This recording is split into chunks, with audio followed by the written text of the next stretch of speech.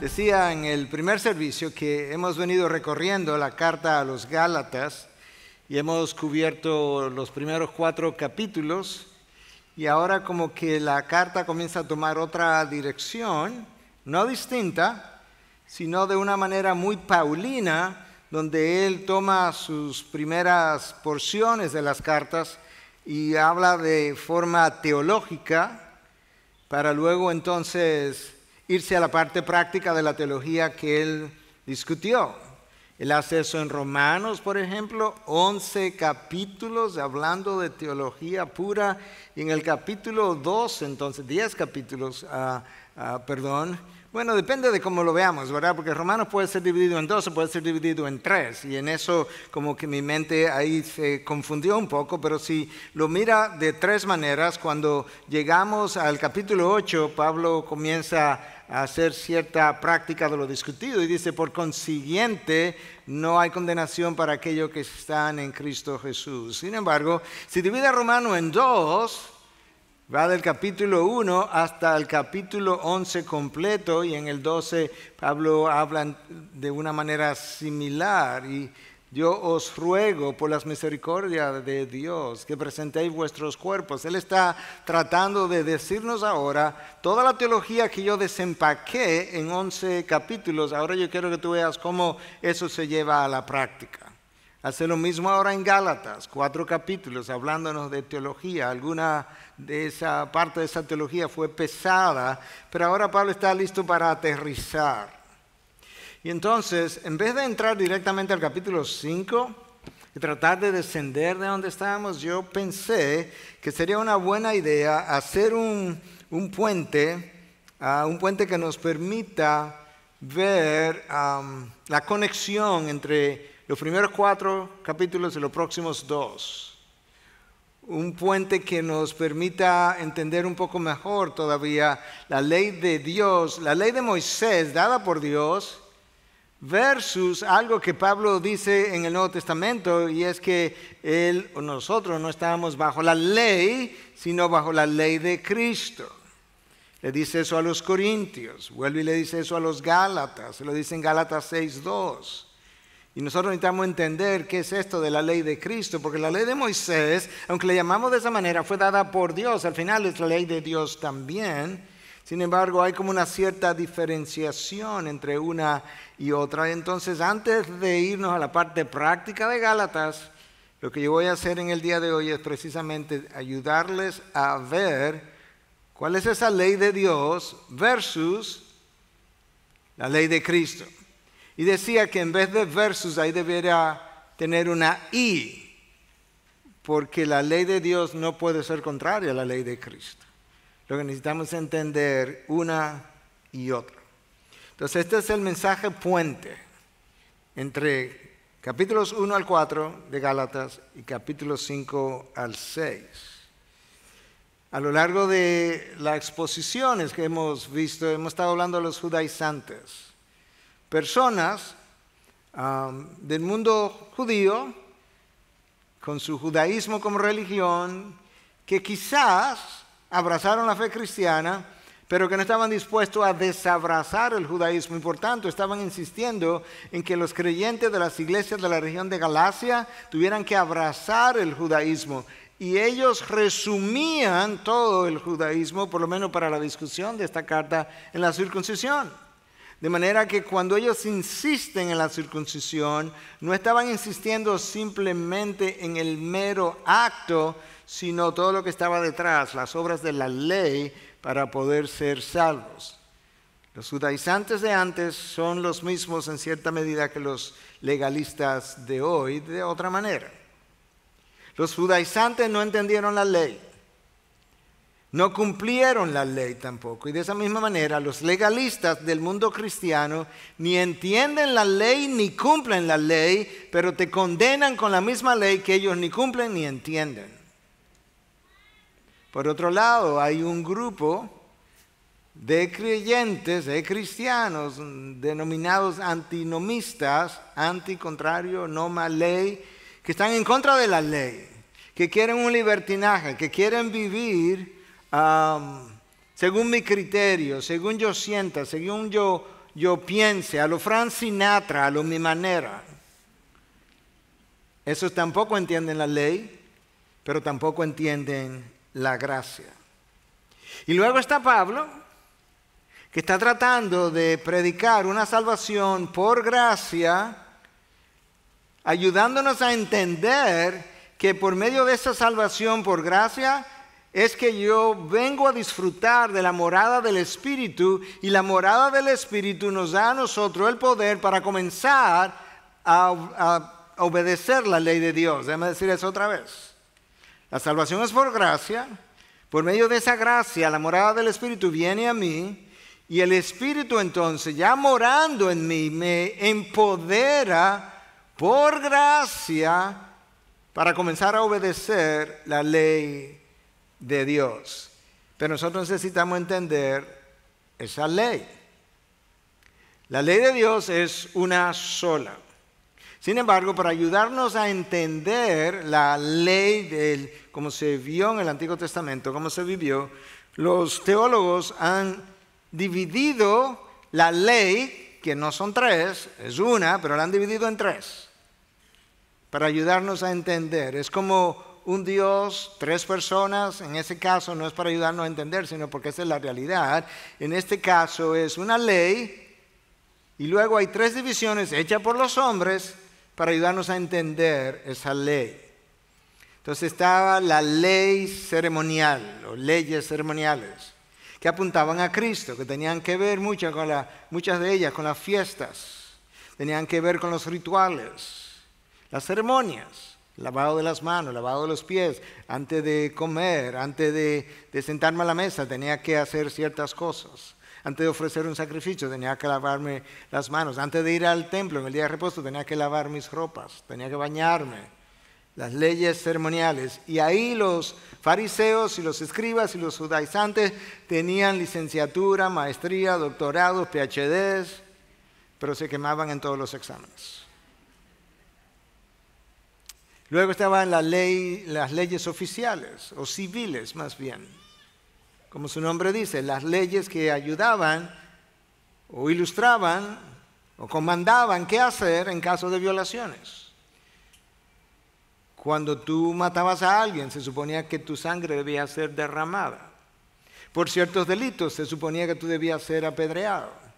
En esos casos, ellos no eran tan buenos exigiendo eso, porque no hay muchos registros en la historia hebrea de que apedrearon a mucha gente por violaciones de ciertos pecados. No es que no los hay, pero son escasos. De manera que su área de concentración eran las leyes ceremoniales. Y luego entonces la ley moral, resumida en los 10 mandamientos, todo eso formaba parte de la ley. Cuando Cristo vino a enfatizar la ley moral, porque las leyes ceremoniales se quedaron atrás con la venida de Cristo. Apuntaban a Cristo, Cristo llegó, ya no hay razón para celebrarlas. Las leyes civiles fueron dadas a Israel como nación, para Israel. Cristo vino para todas las naciones, terminaron las leyes civiles. Pero la ley moral permaneció. Y entonces yo quiero comenzar a explorar esa ley moral a la luz de la ley de Cristo. ¿Okay? Porque es la ley de Cristo que es congruente con la ley moral del Antiguo Testamento. Entonces, en una ocasión, Cristo tiene un encuentro con fariseos, escribas. Te voy a leer el encuentro de Mateo 22 a partir de versículo 34. Los fariseos se agruparon al oír que Jesús había dejado callados a los saduceos. Uno de ellos, intérprete de la ley, es un escriba, para poner a prueba a Jesús, le preguntó: Maestro, ¿cuál es el gran mandamiento de la ley? Y él le contestó: amarás al Señor tu Dios con todo tu corazón y con toda tu alma y con toda tu mente. Este es el grande y primer mandamiento. Y el segundo es semejante a este: amarás a tu prójimo como a ti mismo. De estos dos mandamientos dependen toda la ley y los profetas. En esencia, Cristo estaba diciendo, tú sabes cuáles son los 10 mandamientos que resumen la ley, ¿verdad? Los primeros 4 tienen que ver con Dios. Entonces el gran mandamiento de la ley de Dios es este: amarás al Señor tu Dios con toda tu mente, todo tu corazón, toda tu alma y toda tu fuerza. Ahora el segundo es semejante a este: amarás a tu prójimo como a ti mismo. ¿Cómo que el segundo es semejante al primero? El primero tiene que ver con Dios, el segundo tiene que ver con el hombre, precisamente. Porque el segundo tiene que ver con la imagen de Dios en el hombre y por tanto es semejante al primero. Ahí es donde está la semejanza.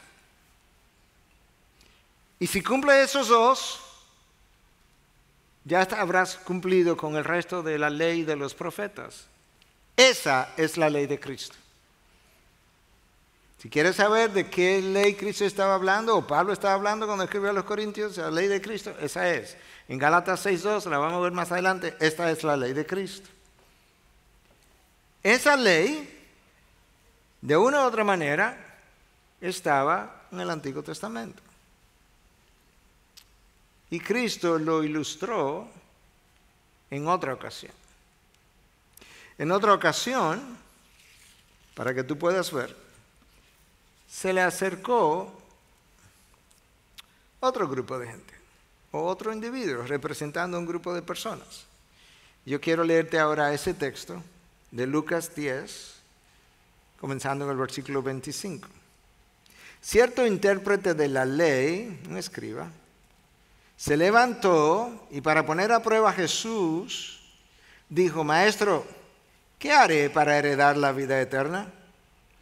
Eso es una pregunta. Nota el experticio de Jesús, siempre respondiendo una pregunta con otra pregunta. Y Jesús le dijo: ¿qué está escrito en la ley? ¿Qué lees en ella? ¿Tú quieres saber qué se hace para heredar la vida eterna? Dime primero qué está en la ley. Respondiendo, él dijo: amarás al Señor tu Dios. ¿Te suena familiar? Con todo tu corazón y con toda tu alma y con toda tu fuerza y con toda tu mente, y a tu prójimo como a ti mismo. Él sabe exactamente lo que Cristo le respondió a otra persona en otro contexto. Entonces Jesús le dijo: has respondido correctamente, haz esto y vivirás. Escuchar. Pero queriendo él justificarse a sí mismo, dijo a Jesús: ¿y quién es mi prójimo? Y Jesús dijo: ajá, déjame ver si yo entendí lo que tú estás tratando de hacer. Porque si hubo algo en que los escribas eran expertos, es encontrar... No, déjame devolver. Los escribas y nosotros hoy en día. Es encontrar dónde es que la ley no se aplica a mí. ¿En qué caso la ley se aplica a ti, pero mi caso es distinto? Ahí nadie nos gana. Y como Jesús es Jesús, Jesús dice: déjame darle la vuelta a esto. Jesús continúa, versículo 30. Respondiendo Jesús, cierto hombre de Jerusalén, él le preguntó a Jesús: ¿y quién es mi prójimo? Y Jesús dice: ahora hablamos. Cierto hombre bajaba de Jerusalén a Jericó. Eso era un trayecto extremadamente peligroso, tortuoso, muchas curvas, muy desierto. Tan peligroso que todavía en la década de 1930 de nuestra época, se decía que era un trayecto que tú no lo debías hacer solo de noche. Cierto hombre bajaba de Jerusalén a Jericó y cayó en manos de salteadores, Cayó en manos de salteadores, los cuales después de despojarlo y de darle golpes, se fueron dejándolo medio muerto. Por casualidad, cierto sacerdote bajaba por aquel camino y cuando lo vio, pasó por el otro lado del camino. Del mismo modo, también un levita, cuando llegó al lugar y lo vio, pasó por el otro lado del camino. Los religiosos, el sacerdote, el levita, el pastor de hoy, el diácono de hoy, lo vieron y le pasaron por el lado. Pero cierto samaritano, nada religioso, que iba de viaje, llegó donde él estaba y cuando lo vio, tuvo compasión. Acercándose le vendó sus heridas, derramando aceite y vino sobre ellas y poniéndolo sobre su propia cabalgadura lo llevó a un mesón y lo cuidó. Al día siguiente, sacando 2 denarios, se lo dio al mesonero y dijo, cuídelo. Y todo lo demás que gaste, cuando yo regrese, se lo pagaré. Aquí viene Jesús raramente respondía a las preguntas directamente. Aquí viene la pregunta ahora. Tú me hiciste una pregunta, ¿quién es mi prójimo? Y Cristo le da una parábola y dice, ¿cuál de esos 3 piensas tú que demostró ser prójimo del que cayó en manos de los salteadores? El intérprete de la ley respondió, el que tuvo misericordia de él. Ve y haz tú lo mismo, le dijo Jesús. ¿Tuviste lo que Jesús hizo? Tú quieres saber quién es tu prójimo. Tú lo que andas buscando es ver a cuál prójimo es que tú no tienes que ayudar, porque en ese caso la ley no se aplica a ti.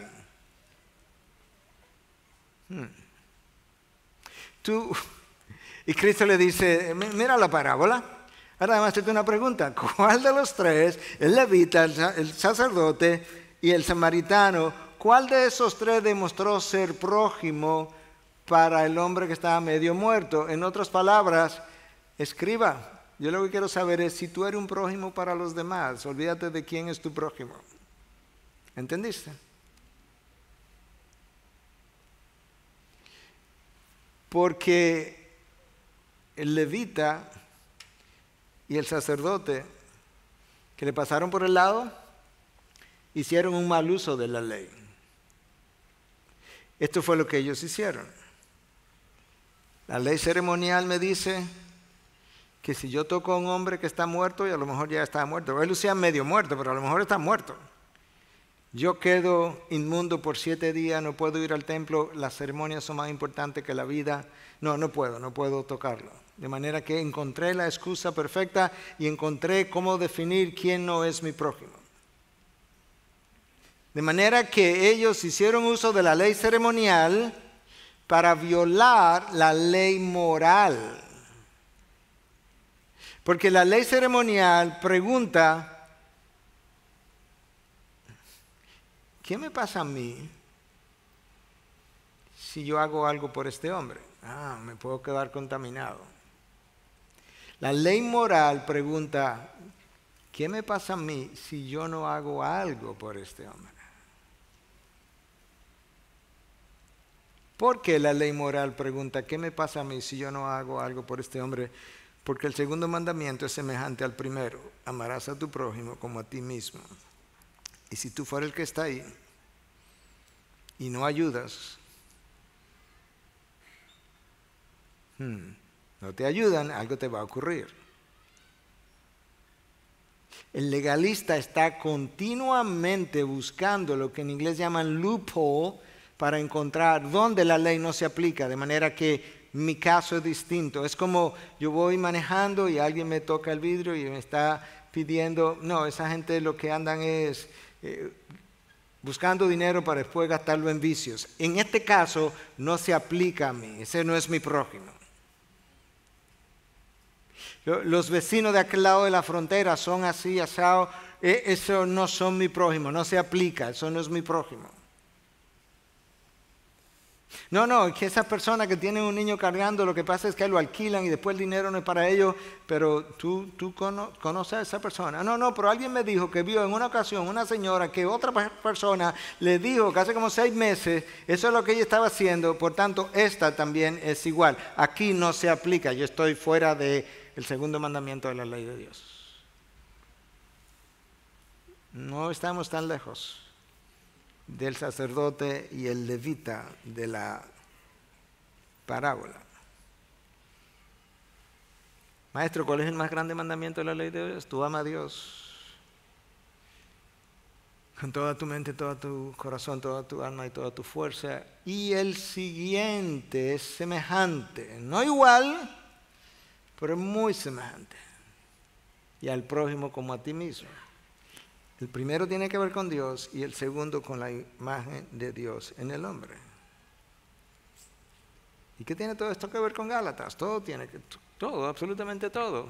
Leímos en Gálatas 3:28, en Cristo ahora, bajo la ley de Cristo, no hay ni griego ni judío. De manera que no hay samaritano ni judíos. Los judíos odiaban a los samaritanos. No lo hay. Porque todos somos portadores de la imagen de Dios, no importa cuál es su procedencia y no importa cuál es su relación contigo.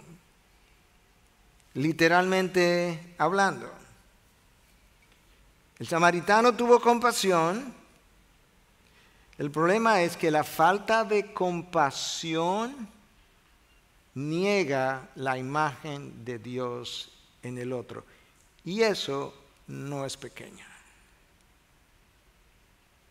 En el Nuevo Testamento, Santiago dice, si alguien te pide algo, porque no tiene algo que comer, no le vaya a salir con que voy a orar por ti, porque eso él no come con eso. Él no se llena con eso. Cuando tú lees los 10 mandamientos, el 6º mandamiento dice, no matarás. Esa es la capa de arriba del mandamiento. O sea, no es todo el mandamiento. Recuerda que los mandamientos tienen la letra de la ley, el espíritu de la ley. Cristo vino a enseñar el espíritu de la ley porque ellos solamente conocían la letra de la ley. Y Cristo le dice cualquier persona, le cita el 6º mandamiento y le dice cualquier persona que le dice idiota a su hermano o raca sin razón está en peligro del fuego del infierno. Porque se os dijo, no matarás. Porque el 6º mandamiento de la ley de Dios está ahí no simplemente para que no mates al otro, está ahí para proteger la dignidad del ser humano que está en el prójimo. No importa si es tu esposa, tu esposo, tus hijos, tu amigo, tu enemigo, la persona que te maldice, la persona que te bendice. Esa es la realidad. La razón por la que Cristo dijo que debiéramos amar a nuestros enemigos es precisamente por eso, porque tu enemigo tiene la imagen de Dios y hubo un momento en que tú eras enemigo de Dios, Romanos 5:10, y Dios te amó en tu enemistad con Él.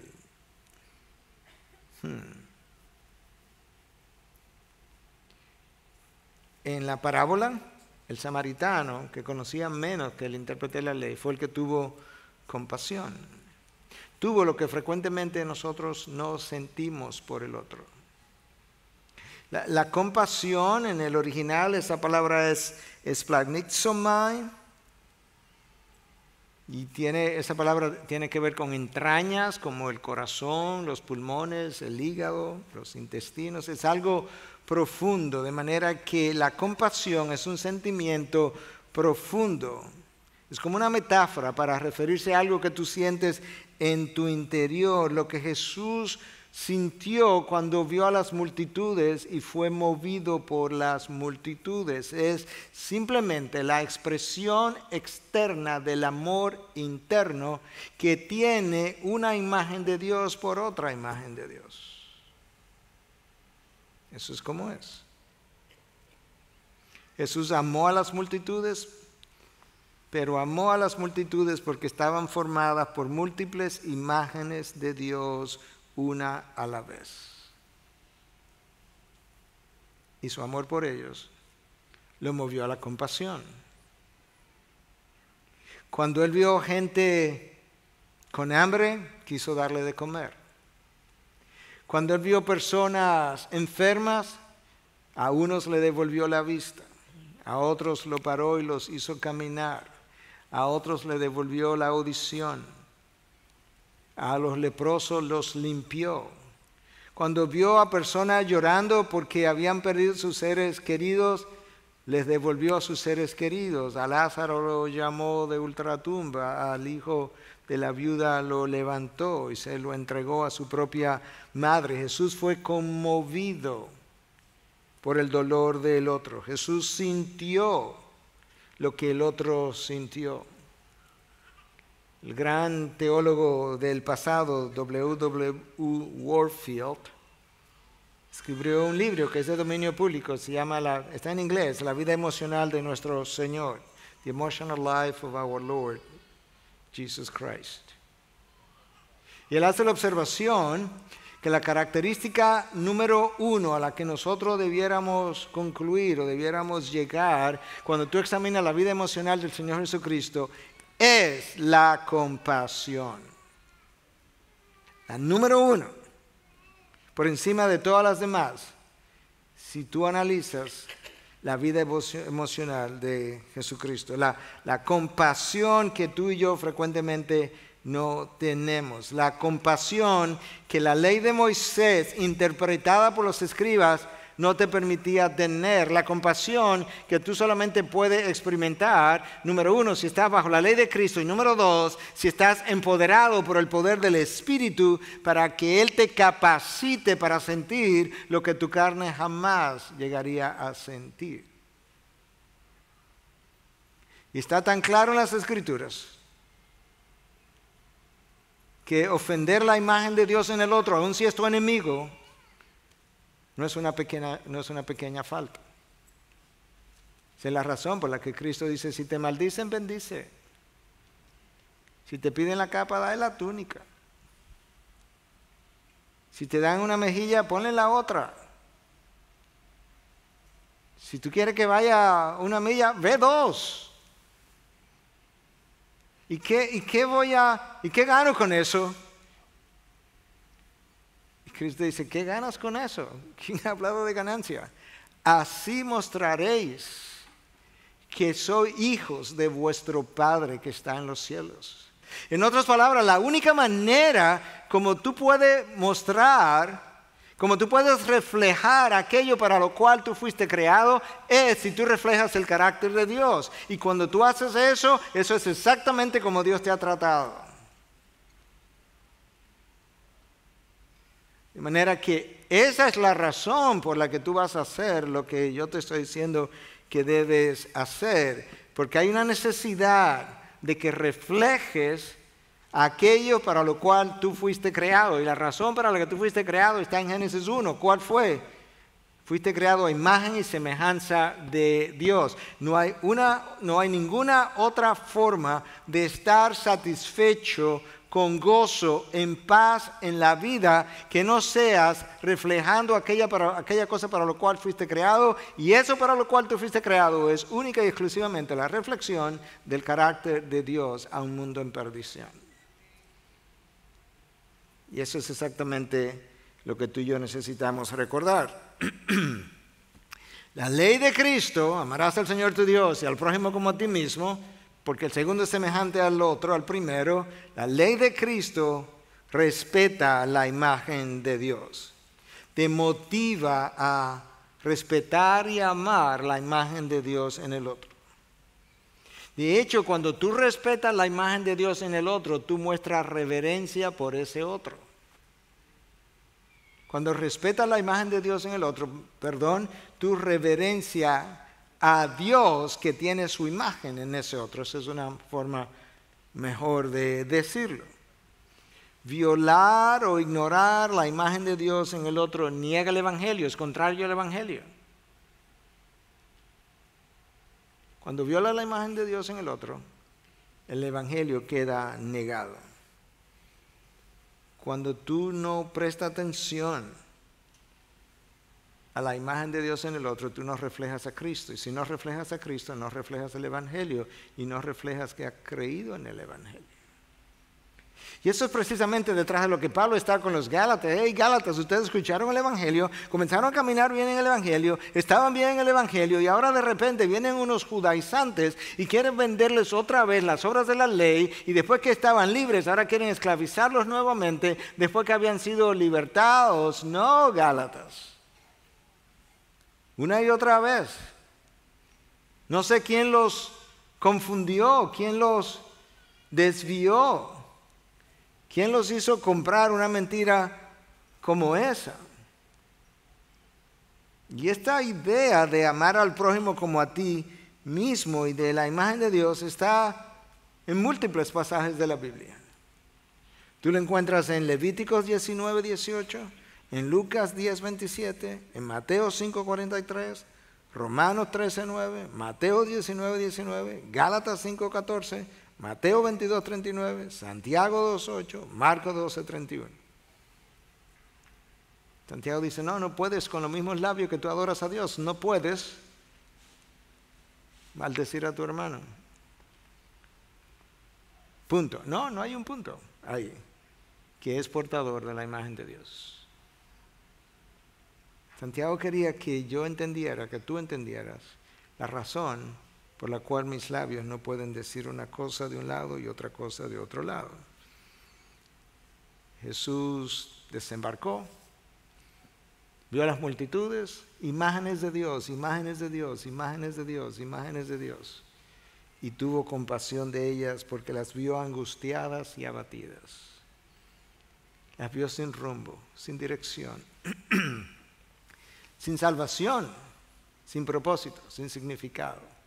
Sin quien las oyera, sin quien las orientara, sin quien les brindara una palabra de consolación. Porque en realidad eran ovejas sin pastor. Y las ovejas sin pastor así están intimidadas. Y cuando Jesús vio a la multitud y tuvo compasión, en una ocasión por lo menos comenzó a enseñarle muchas cosas. Pero resulta que ya era tarde.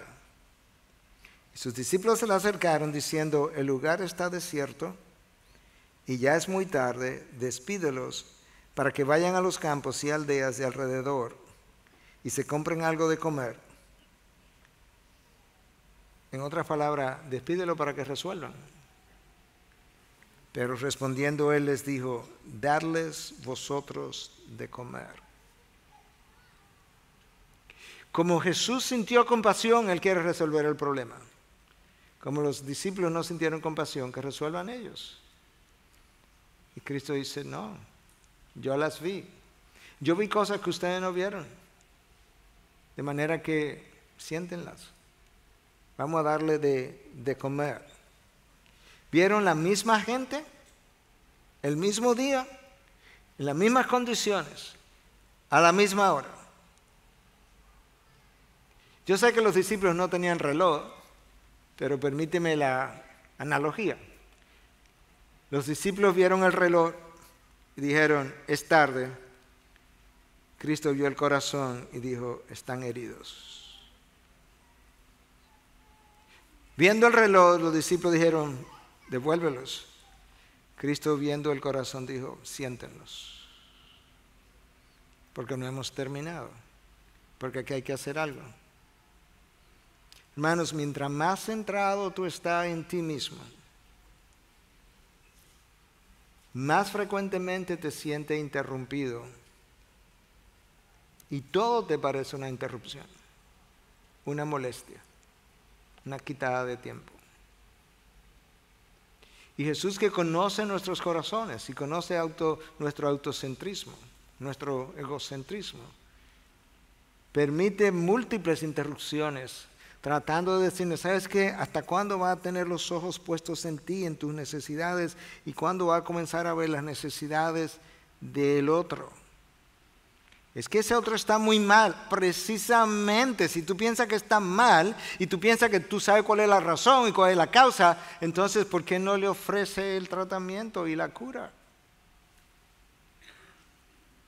Porque para nosotros sentir compasión necesitamos tener los ojos puestos en los demás y no en nosotros. Yo te he dicho esto otras veces, no importa cuál sea tu pecado, no importa cuál sea mi pecado, el ADN de ese pecado es el egocentrismo. No importa cómo tú lo veas, no importa cuál sea el pecado, pequeño o grande, como tú lo puedas catalogar, hay una sola razón por la que estamos cometiendo ese pecado, es porque somos todavía egocéntricos. Como yo lo sé, Pablo lo definió, 2 Corintios 5:15, para que aquellos que ahora viven ya no vivan para sí, ahí está el egocentrismo. Entonces, ¿qué hago, Pablo? ¿Cómo me curo de eso? Sino que viva para aquel que murió y resucitó por ellos. Cuando yo peco, y claro que peco, cuando yo peco, hay una sola razón por la que estoy pecando, es porque en ese momento yo no estoy viviendo para aquel que murió y resucitó para mí, yo estoy viviendo para mí. El ADN del pecado es el egocentrismo, y eso es exactamente la razón por la que no tomo en cuenta la imagen de Dios en el otro, pero es la misma razón por la que no siento compasión por ese otro. Las enfermedades movieron a Cristo a la compasión, el hambre movió a Cristo a la compasión, los endemoniados movieron a Cristo a la compasión y los libertó. Los endemoniados. ¿Y tú sabes qué movió a Cristo a la compasión casi como ninguna otra cosa? El yugo religioso que los fariseos y los saduceos y los escribas impusieron sobre la población. Lo que los legalistas de su época impusieron sobre ellos, nunca cumpliendo el estándar que ellos querían que otros cumplieran, todo el tiempo tratando de encontrar de qué manera en mi caso la ley no se aplica, en tu caso sí, en mi caso no. Como en la parábola de el samaritano y el levita y el sacerdote. Y esa es la razón por la que Cristo dice, venid a mí, dejen esa gente. Todo lo que estáis cargados y cansados. No solamente lo que estaban cargados y cansados de su pecado, lo que estaban cargados y cansados del yugo religioso por cientos de años, imponiéndole una ley que ellos no tenían la capacidad de cumplir, que ellos no entendían y mucho menos cumplían. Venid a mí. ¿Y qué tú tienes para nosotros? Yo tengo un yugo liviano y mi carga es ligera. No como el yugo de ellos. ¿Y cuál es ese yugo? Y tengo una ley. No tengo 600 mandamientos como la ley de Moisés, 600 y tantos mandamientos. Yo tengo 2. En serio, sí, 2. Tú amas a Dios, tú amas al prójimo. Contra tales cosas no hay ley. ¿Tú quieres ver otra vez cómo actúa esto de la imagen de Dios y cómo actúa la ley de Cristo? ¿Y por qué es que Pablo está insistiendo que ya no estamos bajo la ley de Moisés como ellos la conocieron, sino bajo la ley de Cristo? Te voy a dar otro encuentro de Cristo para que lo podamos ver. Cristo está en Judea, en el sur. Tiene que ir a Samaria, que estaba en el norte. En realidad tiene que ir a Galilea, que está en el norte, pero para ir a Galilea, si tiras una línea recta, pasa por Samaria. Pero los judíos, como odiaban a los samaritanos, o se iban por el lado del Mar Muerto, o se iban por el lado de la costa, pero nunca por el medio. Pero en esta ocasión, el texto dice que Cristo tenía que pasar por Samaria. No, él no tenía que pasar por Samaria, porque habían otros 2 caminos que eran los usuales. Pero Cristo tenía una cita en Samaria. Y los judíos odiaban a los samaritanos. Esa es la razón por la que Juan y Jacobo tan fácilmente pudieron decir, ¿verdad? El día que no lo quisieron recibir en Samaria, hemos hablado de esto en otras ocasiones. No quieren recibir. Maestro, ¿tú quieres que hagamos llover fuego del cielo? ¿Que los consuma a todos estos impuros? ¿A todo este grupo sin imagen de Dios en ellos? Eso se decía de los esclavos, que no tenían almas. Estaban muy lejos de ellos. Eso fue hace 100 años. 100 y pico. Que no tenían almas. Eso se dijo de los indios de nuestro país, que no tenían almas. Lo dijo gente que decía creer en Cristo. Cristo comienza a caminar hacia Samaria y se encuentra con una mujer samaritana. Cristo se encuentra con una mujer que en la mente de los judíos es enemiga de ellos. Estos son los samaritanos. Me imagino que el encuentro de por sí ya los irritó. Número 2, las mujeres no tenían ningún valor en la época de Cristo. Nada, cero. De manera que ellos vieron, los judíos vieron, una mujer sin valor, samaritana, sin dignidad, impura, y ahora que andaba buscando agua. Y Cristo se pone a hablar con ella.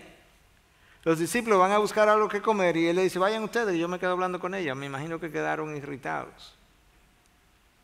Pero Cristo ve a esta mujer y como él no está bajo los prejuicios que ellos sí estaban, y como nosotros necesitamos recordar que estamos en Cristo, y en Cristo no hay ni hombre ni mujer, Gálatas 3:28, tú ves cómo Gálatas sale a relucir otra vez, pues ahora no hay aquí, Cristo no está frente a una mujer y tampoco hay griegos, ni judíos, ni samaritanos. Entonces Cristo ahora no está frente a una de esas categorías, está frente a otra imagen de Dios. Y ve que esta imagen de Dios ha sido abandonada por 5 maridos que probablemente la abusaron. Y que ahora tiene un marido que el texto no dice, pero probablemente no la está tratando bien tampoco, porque no era la costumbre. Cristo vio una imagen de Dios herida que esta mujer portaba, en necesidad de redención, no tanto de agua, de redención. Él vio una mujer que estaba más sedienta espiritualmente que físicamente. Y él entendía, obviamente, que en él no hay hombre ni mujer. Y los discípulos que vieron, otra cosa, ellos vieron el pecado, vieron la consecuencia del pecado, 5 maridos, se airaron, pero Jesús tuvo compasión. Yo creo que esa palabra es como, si tú la divides, como que también nos sirve de recordatorio, compasión. Tú debes sentir el dolor del otro con pasión. Debes ser movido pasionalmente a hacer algo por el otro que está en dolor. Es de ahí de donde Pablo no quiere que saquen a los Gálatas. Pablo no quiere que tomen a los Gálatas y lo arrastren para atrás otra vez, a estos prejuicios donde había hombre y mujer, judío y samaritano. No. No es simplemente la circuncisión, no, es mucho más que esto. Pero ellos vieron la misma mujer, sí, muchos tienen ojos, pero no ven lo que otros ven, porque no perciben la realidad detrás. Para nada. Unos ven, pero no se conduelen, porque el egocentrismo no le permite ver la necesidad, porque si la veo, a lo mejor me siento cargado de culpa de que no hice nada y yo no quiero ni puedo vivir así. Entonces no veo. O la veo pero justifico por qué no debo ayudar. Otros ven y no hacen nada porque hacer algo representaría como un inconveniente. Y ese inconveniente, tú sabes cómo yo no voy a decir, nosotros no somos tan transparentes y francos para decir, no, es que yo no, es un inconveniente para mí, para yo ayudar. No, le voy a buscar de qué manera la ley, el segundo mandamiento de la ley de Cristo, en este caso no se aplica, por lo menos para mí. Otros ven y usan la fe cristiana, la misma fe cristiana, para no hacer nada, como hicieron los norteamericanos en los años de 1800 con la esclavitud. Los norteamericanos cristianos, que incluso decidieron no hablar de esto en las iglesias porque iban a dividir la iglesia. No vamos a hablar del segundo mandamiento de la ley de Dios, porque si hablamos del segundo mandamiento de la ley de Dios, podemos dividir la iglesia. Mejor airamos a Dios y no a los miembros de la iglesia. En Europa, totalmente contrario en la misma época. No le podía hablar a un Spurgeon de poseer esclavos, lo cual no era un problema en Norteamérica. Hermanos, la realidad es que es mucho más cómodo vivir sin interrupciones. A mí me sería más cómodo, pero no es más bíblico. Es más, no es bíblico. Jesús vio todo el tiempo lo que los discípulos no podían ver. Y fue movido por amor a ayudar al otro, al prójimo. Tú sabes que lo hemos dicho otras veces. Dejaré de decirlo cuando tome la última respiración. El amor complica tu vida, complica la vida del que ama, incluyendo la de Cristo, y descomplica la vida del amado. Y eso fue cierto en la vida de Cristo. Los discípulos querían vidas simples. Cristo quería vidas conforme a la imagen de Dios en ti. La imagen de Dios en ti, redimida, debiera de forma natural sentir compasión. Porque lo que ocurre es que la imagen de Dios, si ya ha sido redimida, debiera sentir por las cosas que Dios siente. Y esa imagen de Dios ve a otra imagen de Dios en necesidad y dice, aquí hay que hacer algo. No importa si es hombre, mujer, samaritano o judío. Es el amor de Dios en nosotros que mueve mi imagen de Dios a hacer algo por tu imagen de Dios. Por eso el apóstol Pablo dice que de ahora en adelante, después que él conoció a Cristo, ya no podía ver a nadie según la carne. No, anteriormente él no tenía compasión, perseguía a los cristianos, quizás dio la aprobación de que se mataran algunos cristianos y quizá incluso llegó a matarlo él mismo, quién sabe. Pero él dice, eso era cuando yo veía las cosas según la carne. Ya yo nací de nuevo, ahora conozco la ley de Cristo y ahora conozco que tengo que amar a Dios y tengo que amar al prójimo y que el segundo mandamiento es semejante al primero y no puedo decir que cumplo con el primero si no cumplo con el segundo, porque esos dos mandamientos no están despegados. Si no cumplo con el segundo, no cumplo tampoco con el primero. Eso es lo que Pablo había enseñado a los corintios a través de lo que el Evangelio es. Debes obedecer a Dios por amor a Dios. Entonces hay cosas de la compasión que yo necesito entender. Tú no puedes aprender compasión en un libro. No, tú no puedes aprender compasión en una biblioteca de 20,000 volúmenes y que todos los volúmenes hablan de compasión. Jamás lo vas a aprender. Tú vas a aprender compasión cuando, le hablaba a un grupo de pastores aquí atrás el otro día, cuando un día tú tengas que entrevistar a una persona, esto es una ilustración simplemente real de mi propia vida, entrevistar a una persona y preguntarle, ¿tú estás limpio de drogas ahora? Sí. ¿A qué edad tú comenzaste a usar drogas? A los 6 años. A los 6 años. Pero tú no sabías lo que eran las drogas. No, pero mis padres eran drogadictos y me la inyectaban.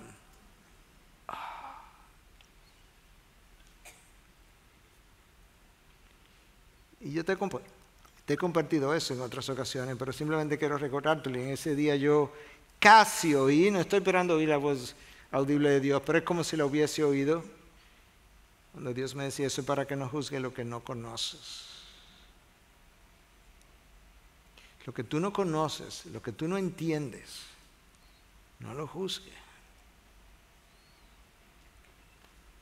Porque este fue un adicto sin saberlo, aunque posteriormente él tuvo la oportunidad de salir de eso. Tú no aprendes compasión a menos que estés no solamente con personas en dolor, sino tratando de entender su dolor. Y como nosotros no vivimos así, sino que estamos tratando de comprender nuestro dolor, nuestra dificultad, nunca aprendemos compasión.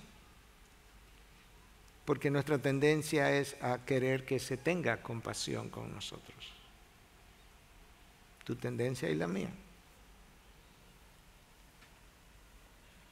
La compasión, para yo experimentarla, yo tengo que estar centrado en el otro. Tengo que ser otrocéntrico, no egocéntrico. Tengo que considerar otro como superior a mí mismo. Eso es como tú comienzas a experimentar la compasión. En tercer lugar, la compasión toma en cuenta las consecuencias que el otro experimentaría si yo no hago algo por él, si yo no intervengo. Ve la necesidad humana, quiere llenarla, considera las consecuencias de yo no hacer nada. Mientras la respuesta de Jesús fue una de compasión, la respuesta de los discípulos frecuentemente fue una de condenación. ¿Y por qué somos así? Porque los que ahora viven todavía siguen viviendo para sí mismos, por nuestro egoísmo. Cuando la compasión es expresada, no es más que el amor interno por la imagen de Dios en el otro. Por eso es que la Biblia no me da chance, no me da un espacio, un solo espacio para odiar a ninguna persona. No me da una molécula de espacio. Porque no hay personas humanas que no sean portadoras de la imagen de Dios. Y no hay personas humanas que no puedan ser redimidas de su condición. Y mucho más si ya Cristo pagó por sus pecados y pagó sangre por ellos. El problema del egoísmo es que el egoísmo, si lo personificamos, él no se inmuta por nadie, por nada. Él no tiene sentido de urgencia. Eso puede, déjalo ahí que espere. Pero que te están esperando, sí, no importa, pero tiene una hora esperando, está bien, yo estoy ocupado, yo voy después. No tiene sentido del tiempo, no tiene sentido de urgencia, cuando se pueda, pero ¿cómo cuando se pueda? No, cuando yo pueda, o sea, el egoísmo.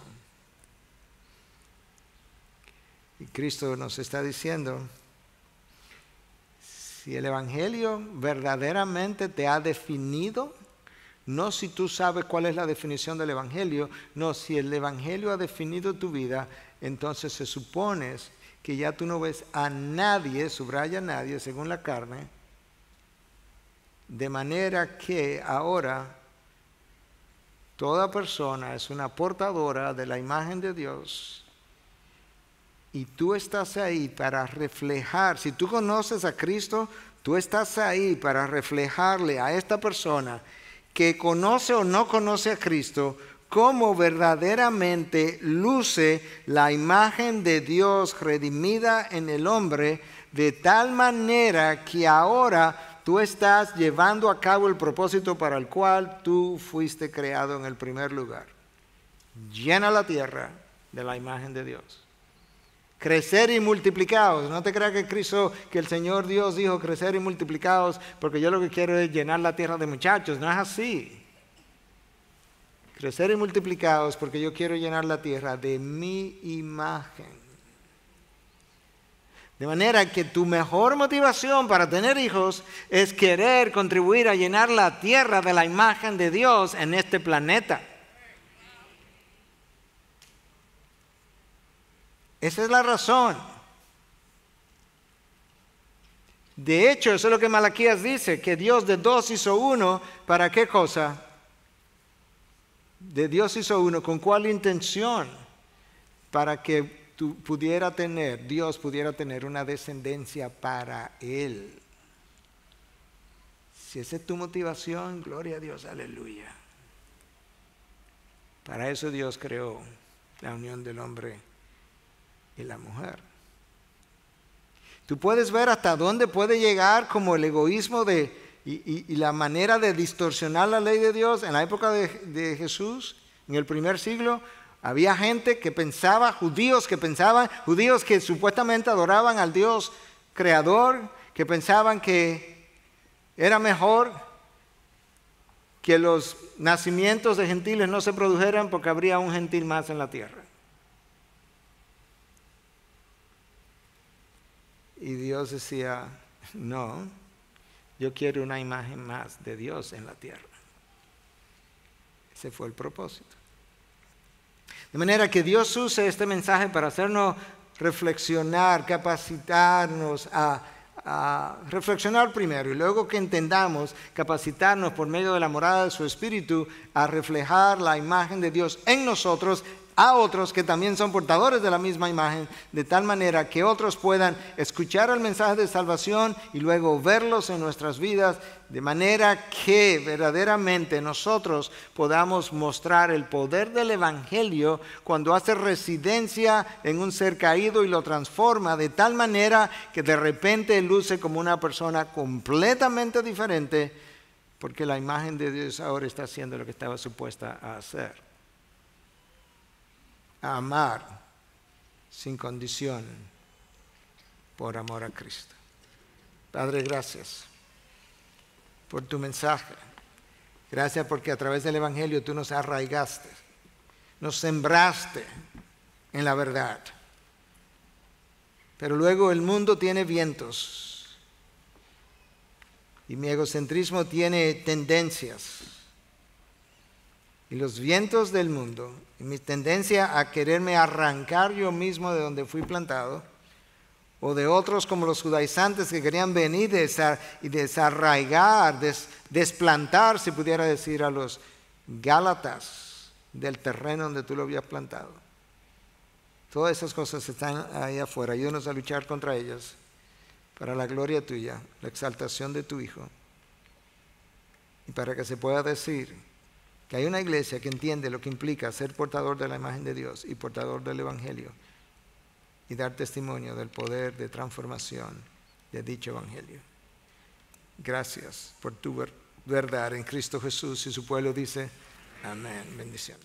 Gracias por acceder a este recurso. Espero que haya sido de gran bendición para tu vida. Te sugiero que te suscribas a este canal de forma que tú puedas recibir notificación la próxima vez que hayamos subido un nuevo recurso que pueda servirte de instrucción y bendición.